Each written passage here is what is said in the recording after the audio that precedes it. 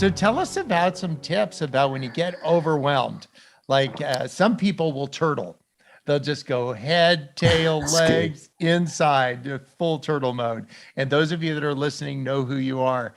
Tell us about the different ways people deal with it, because I bet we'll relate to that. And then some tips for going forward. Well, I think that the reason that I wrote the book is because of the particular season that I and my family went through. We were just hit with so many things. It's not when it's one issue, but it just feels like everything's coming at you. And it just drove us to a place where we felt overwhelmed. I began to, I've been pastoring for 33 years, the same church, and love it. And we've experienced amazing things and have a beautiful family, 4 daughters and a son.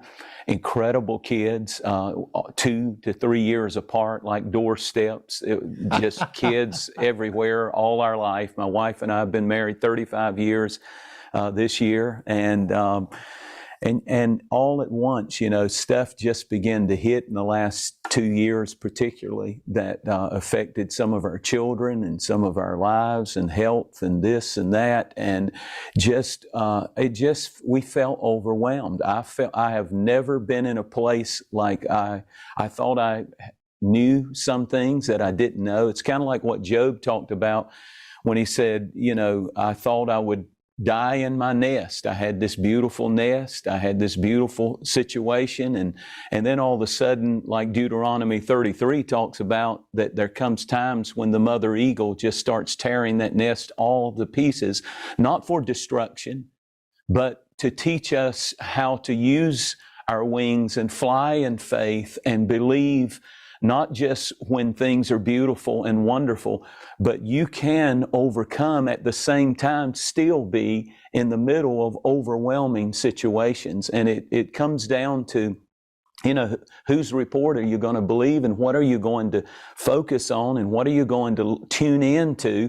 And are you willing to put in the time to get the help that you need to overcome? And so, whether it's in a marriage or relationship, if you feel like your family is falling to pieces, I've been there. If you feel like that addiction or something is hitting your family and you don't know what to do, you've got a son or a daughter that is going through something, and the pain is just unbelievable. The nights of not knowing what's next. What's going to happen with the next phone call?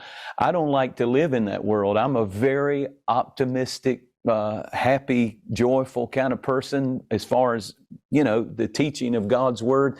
But I went through this season, Bob, and out of it has come a stronger faith.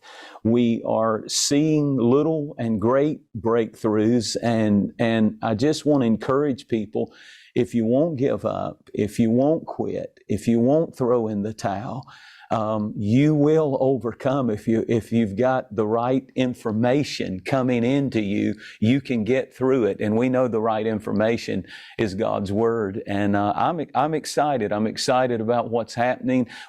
We've been through things that I can't even put into words, but with all that has been said and done, we are an overcomer, not an undergoer. You just get tired of it at some point, and you have to shake it off and say, I still choose joy. I still choose love. I still choose to be optimistic and move forward and believe that I'm going to see the goodness of God in the land of the living. And that's what has been our experience.